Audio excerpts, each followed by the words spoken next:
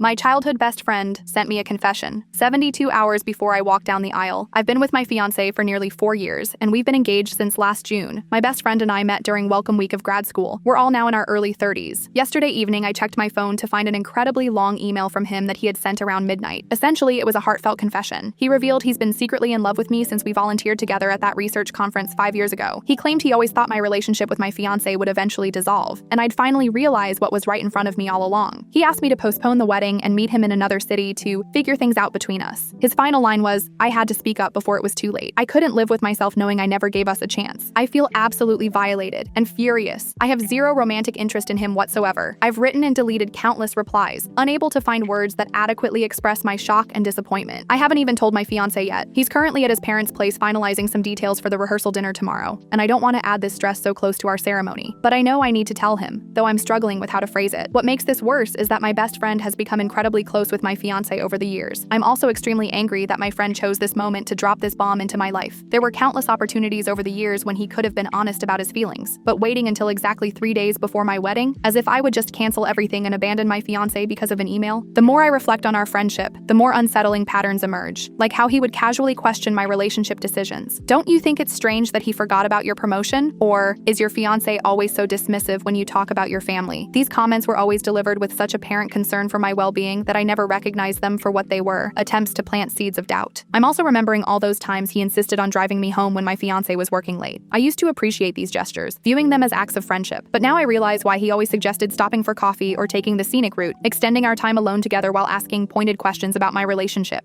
Have you ever wondered if you're truly compatible in the long term? Or do you ever think about what else might be out there for you? I answered honestly, never suspecting these weren't hypothetical discussions but fishing expeditions. Since our engagement announcement, his behavior has become more obvious in retrospect. Whenever wedding plans came up, he'd get this pained expression and say, "I just hope you're absolutely certain," as if my excitement about marrying the love of my life was some temporary delusion. He would follow with stories about couples who rushed into marriage and regretted it, or statistics about divorce rates among people our age, all while maintaining this facade of just being a concerned friend looking out for my best interests. And the emergencies that always seemed to happen right before important wedding appointments, calls where he needed immediate emotional support for some crisis that later turned out to be largely exaggerated. I had to reschedule my first venue tour 3 times because he claimed to be going through an intense anxiety episode and needed someone to talk to. I even missed the final meeting with our caterer last month because he called crying about relationship problems, only to later learn it was just a minor disagreement with someone he'd only been on 2 dates with. At the time, I thought I was being a supportive friend. Now I see how he tried to interfere with my wedding preparations. I want to tell him not to come to the wedding. After that message, I can't trust that he wouldn't try to create some scene, object during the ceremony, pull me aside for one last conversation, or simply sit there radiating hostility and making everyone uncomfortable. The thought of spending what should be the happiest day of my life monitoring his behavior, knowing what he's thinking, makes me physically ill. I don't even know if I want him in my life anymore, but the thought of losing my best friend is devastating. This is someone who stayed with me through my father's long illness, who helped me prepare for my professional certification exams for weeks on end, who knows exactly which comfort foods to bring when I'm stressed. The idea of cutting him out completely feels like severing a limb. The thought of not having him at my wedding is painful, despite everything. I had imagined him there, genuinely celebrating this milestone with us. Learning that was never possible is like mourning the death of the friendship I thought we had. He's put me in an impossible position. I wish he had either distanced himself when he realized his feelings weren't going to be reciprocated, or had told me years ago when I could have processed this revelation without the imminent pressure of my wedding day looming. I don't want to be cruel to him, but I need to make it absolutely clear that I have no romantic feelings whatsoever. The wedding is definitely happening, and I don't want him there. We've been friends for more than a decade. That's longer than most marriages last. We've built a history together that feels too significant to discard, too complex to reduce to, he wanted more and I didn't. I've been alternating between anger, sadness, and a profound sense of loss all day. I feel almost betrayed, knowing that all this time he had ulterior motives, that every act of kindness came with strings attached. It makes me question everything. Was any moment of our friendship genuine, or was it all just an elaborate courtship in his mind? In his message, he also distorted private moments we'd shared and reimagined them as romantic memories we never had. Remember when we shared that hotel room at the conference in Boston, and you made coffee for both of us in the morning? I knew then that I wanted every morning to start that way. That morning happened, but in reality, it was completely innocent. I'd woken earlier and made coffee for us both before our early session. The idea that he was secretly interpreting ordinary moments as evidence of deeper feelings makes me feel so weird, like he was collecting these instances in a mental scrapbook labeled "Signs She Really Wants Me." What's even more disturbing is that he claimed in his message that my fiancé had expressed doubts about our relationship. He wrote, "He told me after his bachelor party that he wasn't sure if he was ready for this level of commitment. I didn't want to hurt you, but you deserve the truth before you make this decision. This is a complete fabrication, a desperate attempt to create discord between us. My fiancé has never shown anything but certainty and joy about our future together. The fact that my quote-unquote quote-unquote best friend would invent such a damaging lie shows just how far he's willing to go to sabotage my happiness if it doesn't include him. He even had the audacity to imply that he had evidence from our trip to Miami that would give your fiancé second thoughts. The photos he's referring to are completely innocent, just typical vacation snapshots of friends having fun. But the suggestion that he would present these normal memories as something problematic, trying to create doubt in my fiancé's mind, feels like emotional blackmail. How do I even handle this? I'm supposed to get married in a few days, surrounded by friends and family who have traveled from across the country to celebrate with us. I should be finalizing details and picking up my dress,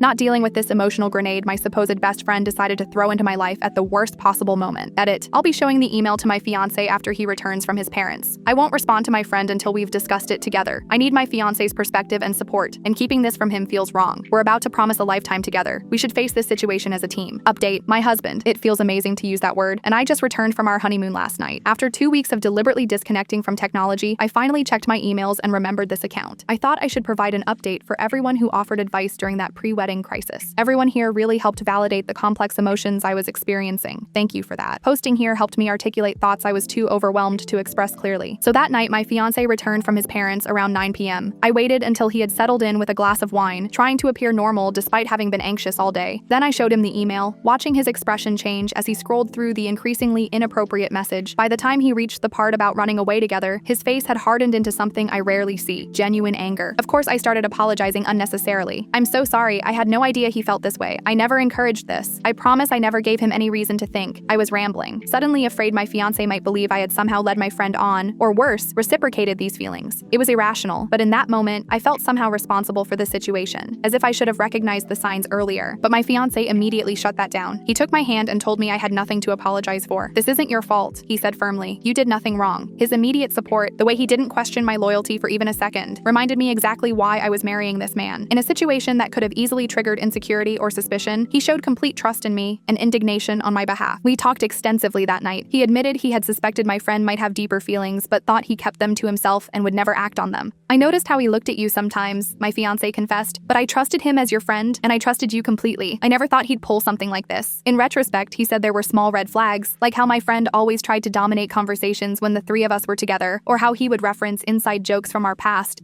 that deliberately excluded my fiancé from the conversation. But I figured that was just his way of maintaining his own connection with you, not that he was actively undermining our relationship. And truly, beyond the occasional hug during greetings and goodbyes, there was never anything physical between us. Our friendship had always maintained appropriate boundaries, at least from my perspective. I even let my fiancé read through past messages to confirm there was nothing that could be interpreted as me encouraging his feelings. I wanted complete transparency, needed my fiancé to know that this revelation had blindsided me as much as it had him. I never even shared relationship frustrations with my friend because I understood that boundary. When my fiancé and I had disagreements, I'd call my sister instead, who would usually tell me I was overreacting anyway. She adores my fiancé. I was always careful about maintaining that line, never using my friend as a soundboard for relationship challenges that could be misconstrued or feed into any negative perception of my fiancé. What truly shocked us both was discovering some disturbing information after we started asking questions. My fiancé mentioned hearing from a mutual friend that my best friend had been speaking negatively about him to our social circle for months. Apparently, he'd been suggesting to people that my fiancé was controlling and that I seemed trapped but too afraid to admit it. He'd even gone so far as to hint to some of our friends that I had been pressured into the engagement before I was ready. These were complete fabrications, malicious attempts to create a narrative that would justify his eventual intervention. Even more alarming, we learned he had contacted several of our wedding vendors, pretending to confirm details on my behalf but actually attempting to cause confusion. Our photographer called that evening to verify that we still wanted the ceremony photos to begin at 3 p.m., not 4 p.m., as your friend had suggested when he called to clarify some details. He had apparently done the same with the florist and the venue manager, each time claiming to be just helping out, while actually trying to introduce chaos into our carefully arranged day. So my fiancé asked what I wanted to do, and I said that while it deeply saddened me, I didn't want him at our wedding. I was afraid he would try something inappropriate, make a scene during the ceremony, cause drama at the reception, or simply cast a shadow over what should be a joyful celebration. My fiancé completely supported this decision, saying he wouldn't feel comfortable with my friend there either after such a betrayal. We composed a brief message together, sitting side by side at our kitchen island. It read, "Friend, I'm sorry that you misinterpreted our friendship as something more. The wedding is proceeding as planned, and we think it's best if you don't attend. To be clear, I've shared your message with fiancé and he fully supports my decision to withdraw your invitation. We wanted to make it absolutely clear that it was my decision to uninvite him, not just my fiancé's. Knowing my friend, he would probably claim that my fiancé forced me to exclude him, casting my fiancé as controlling in yet another one of his distorted narratives. We deliberately kept the message concise, offering no room for debate or negotiation. This wasn't a conversation starter. It was the end of a chapter." He read the message. Those message receipt indicators never felt so ominous, and didn't respond for nearly 3 hours. The silence was excruciating. My fiancé asked if I wanted to block him immediately without waiting for a reply. Part of me wanted to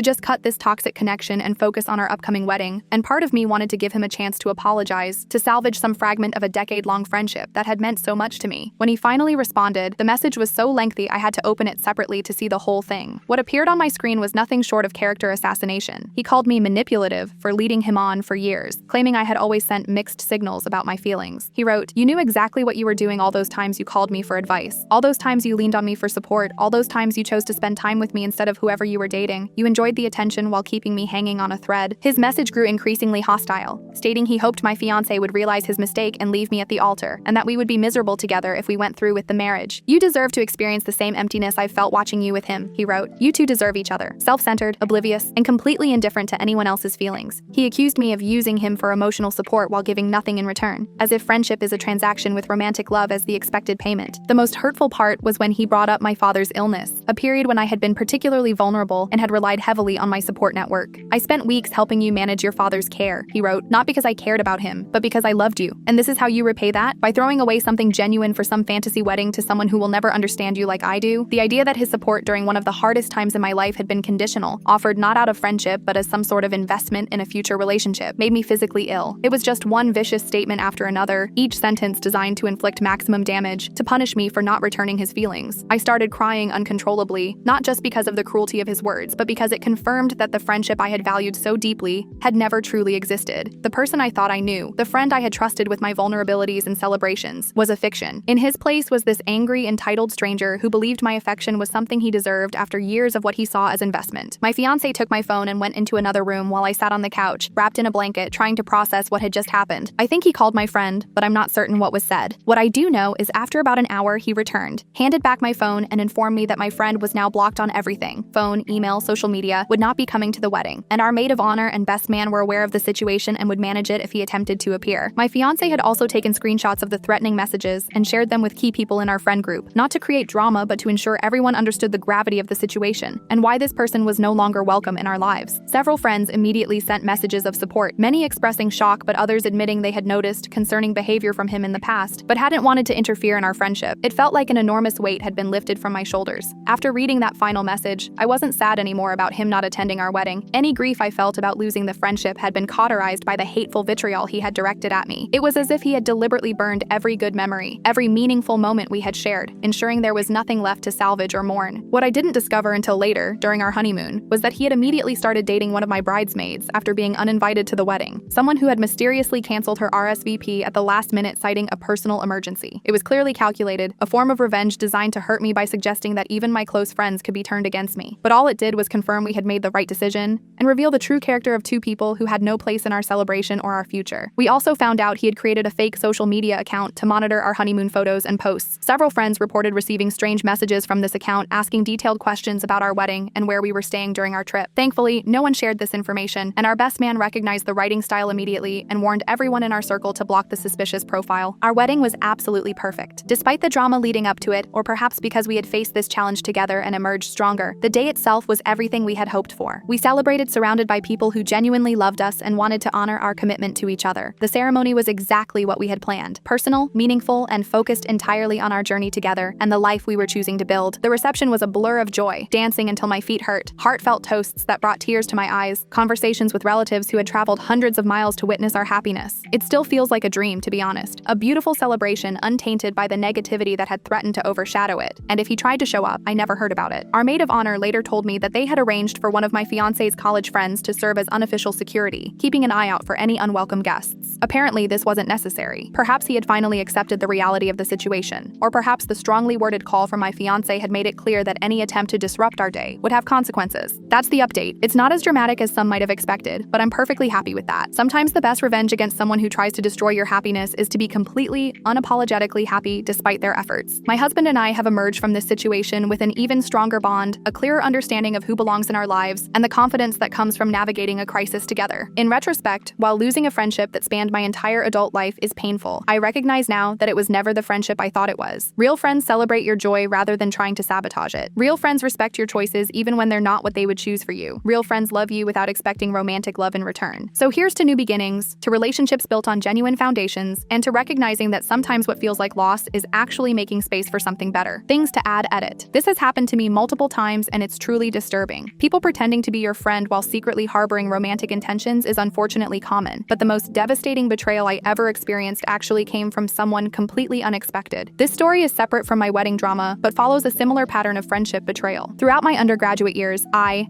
had an inseparable friend named Olivia, who became a fixture in my daily life. We connected immediately during freshman welcome week. She was the confident extrovert who encouraged me to join clubs I would have been too intimidated to approach alone, the person who made a large, overwhelming university feel manageable and welcoming. Our routine became almost ritualistic. She would come to the apartment I shared with my older brother after classes, often arriving before I did and chatting with my brother while waiting. She stayed over nearly every weekend, to the point where the spare room essentially became hers. She had toiletries in our bathroom, a drawer of clothes in the guest room, even her own designated coffee mug in our kitchen cabinet. We studied together, grocery shopped together, attended parties together, and spent virtually all of our free time in each other's company. When I reflect on those college years, nearly every significant memory features her prominently. She was there when I received my first academic award, celebrating with homemade cookies she'd stayed up late to prepare. She held my hair back during a terrible stomach virus sophomore year. We pulled countless all-nighters before exams, quizzing each other until the material was permanently embedded in our memories. She was the one who convinced me to apply for the research position that eventually shaped my career path, encouraging me to recognize my capabilities when imposter syndrome threatened to hold me back. I believed we shared everything: our aspirations, our fears, our embarrassing moments, our future plans. I confided in her about my insecurities, my family dynamics, my romantic disappointments. She knew things about me that I'd never told another soul, and I thought I knew her just as deeply. We had the kind of friendship people envied, the kind that felt unbreakable, the kind I assumed would transition seamlessly into adulthood. This continued until about a month before graduation, a time that should have been filled with bittersweet goodbyes and excited planning for our post-college futures. I lived with my older brother during college. He was working on his master's degree at the same university, and we shared an apartment to save on expenses. My brother had recently started dating his first serious girlfriend. They had met through a professional networking event and connected immediately. She was intelligent, creative, and brought out aspects of my brother's personality I rarely saw. As his sister, I was genuinely happy to see him in such a fulfilling relationship. But the moment my brother entered this relationship, my best friend completely ghosted me. It wasn't a gradual drifting apart, the kind of natural separation that sometimes occurs as people's lives evolve in different directions. It was sudden and absolute, like someone had flipped a switch. One day we were planning our graduation celebration, and the next she wouldn't even acknowledge my messages asking if everything was all right. Initially, I was concerned something terrible had happened. A family crisis, a health issue, something that would explain such an abrupt disappearance. I called, texted, even went to her apartment, increasingly worried that something was seriously wrong. But each attempt at contact was met with either silence or the briefest, most impersonal responses, swamped with finals, talk later, or can't meet up this week. No explanation, no rescheduling, just a wall where my best friend used to be. I had no idea what had happened until our graduation week. For months, we had talked about celebrating together, making plans for a joint graduation dinner with our families, followed by a party with our friend group. It was supposed to be our final celebration before she moved back to her hometown, and I stayed local for my first professional position. I had already reserved a table at our favorite restaurant, purchased a special gift specifically for the occasion, even ordered personalized items with an inside joke from freshman year engraved on them. But as the day approached and she remained distant, I began to worry that our celebration wouldn't happen. A week before graduation, I discovered through social media that she had organized a separate event, a dinner and party that included all of our other mutual friends but conspicuously excluded my brother and me. Photos appeared on my feed showing people we had both considered close friends for years, gathered at the restaurant we had chosen together, raising glasses in celebration without us. I was devastated, confused, and completely bewildered. It felt like a deliberate act of exclusion, public and humiliating in its clarity. This wasn't an oversight or a miscommunication, it was a statement. But a statement about what? What could possibly have happened to warrant such a complete severing of a friendship that had defined my college experience? I tried desperately to understand what I had done wrong. I sent messages directly asking what had changed, what offense I had committed, how I could make amends. I left voicemails apologizing for anything I might have said or done to hurt her, though I had no idea what that might be. I even wrote her a letter, an actual handwritten letter in our digital age, expressing my confusion and sadness, begging for an explanation. But she wouldn't respond to any communication, and the letter went unanswered. The uncertainty was almost worse than the abandonment itself. I analyzed every interaction from the weeks before her disappearance, searching for clues, for some moment where I might have inadvertently caused offense. I asked mutual friends if she had mentioned anything to them, but they all claimed ignorance, though their awkward expressions suggested they knew more than they were willing to share. Finally, about 2 weeks after graduation, I mentioned our exclusion to one of her acquaintances, someone I knew less well but had always been on friendly terms with. I wasn't trying to extract information at that point. I was simply expressing my hurt to someone who might understand the situation. But to my surprise, she looked uncomfortable, and then revealed something that transformed not just my understanding of how our friendship ended, but its entire existence. "Look," she said hesitantly, "I probably shouldn't tell you this, but it seems wrong that you don't know. Olivia was only friends with you all these years because she had a massive crush on your brother. She didn't see any point in pretending to be your friend now that your brother is unavailable." The revelation hit me like a physical blow. 4 years of what I thought was meaningful friendship reduced to an elaborate strategy to get close to my brother. Every late-night conversation, every shared secret, every moment of what I had perceived as genuine connection, all potentially calculated moves in a game I didn't know we were playing. It was profoundly disturbing to realize she had faked our entire friendship. All those times she arrived early to our apartment supposedly to see me, were they really just opportunities to spend time with my brother? Those weekends spent at our place, were they motivated by friendship with me or proximity to my brother? When she supported me through difficult times, was she building credit as the thoughtful friend, or was she simply maintaining her access to our apartment and to my brother? I began questioning everything. Was she ever genuinely enjoying our time together? When we spent hours discussing our futures, our dreams, our fears, was she actually sharing, or was she just going through the motions, telling me what she thought I wanted to hear? When she laughed with me over some private joke, was she merely pretending while internally counting the minutes until my brother would return home? The most painful realization was that she could have maintained the facade until graduation. She could have ghosted me afterward and just pretended for a few more weeks, allowing us both to part with memories of a friendship that had naturally run its course, as many college relationships do. We could have had our celebration, said our goodbyes, promised to keep in touch while knowing life would likely take us in different directions. It would have been a normal, even expected conclusion, but it's like she couldn't stand being around me for even one more week. The moment my brother was unavailable to her romantically, I became completely worthless in her eyes. Not worth the pretense, not worth the effort, not even worth the basic courtesy of a proper goodbye. What makes the betrayal even more painful is that my brother had no idea. When I finally told him what I'd learned, he was shocked and disgusted. "She never gave me any indication she was interested," he said. "I always thought of her as your friend, practically family." He revealed that during all those times my friend had waited for me at our apartment, she would ask seemingly casual questions about my brother's romantic life, his preferences, his future plans, information gathering disguised as friendly conversation. My brother had answered openly, never suspecting her motives, never picking up on signals that apparently weren't as obvious as my friend thought. The whole situation made me question my judgment about people. If someone I trusted so completely could maintain such a profound deception for years, what did that say about my ability to recognize authentic connections? How many other friendships in my life were based on ulterior motives I hadn't detected? For months afterward, I became withdrawn and suspicious, reluctant to invest in new relationships or even trust existing ones. I would catch myself analyzing innocent interactions for hidden agendas, second-guessing genuine offers of friendship. The experience left a mark that took years to fade, a hesitation before opening up, a moment of doubt before believing someone's affection was sincere. What a complete fraud. That's really the only way to describe someone who can maintain such an elaborate charade for years, who can look into the eyes of someone who trusts them completely and deliberately lie with every interaction. It requires a level of calculation and emotional manipulation that borders on disturbing, a willingness to use another human being as nothing more than a means to an end. I've had friends develop romantic feelings before, and while those situations were uncomfortable, they never felt this violating. Perhaps because those feelings usually emerged after genuine friendships had formed, the romantic interest developing later, rather than serving as the foundation for the entire relationship. But this, constructing a fake friendship from day one, with years of calculated moves all serving a hidden agenda, felt like having my entire college experience retroactively poisoned. The most infuriating part is that she never had to face any consequences for her actions. She simply moved back to her hometown after graduation, distanced herself from our mutual friends who knew the truth, and presumably continued with her life without a second thought about the damage she'd caused. Meanwhile, I was left to rebuild my sense of trust and reconstruct my memories of what I had thought was a formative friendship. Years later, I did receive a message from her, a generic, catching-up email that made no mention of how things had ended between us. It was surreal in its normalcy, as if she expected we could simply resume communication without acknowledging the deception or the hurt. I never responded. Some betrayals go beyond what apologies can repair, and some people don't deserve the chance to explain themselves back into your life.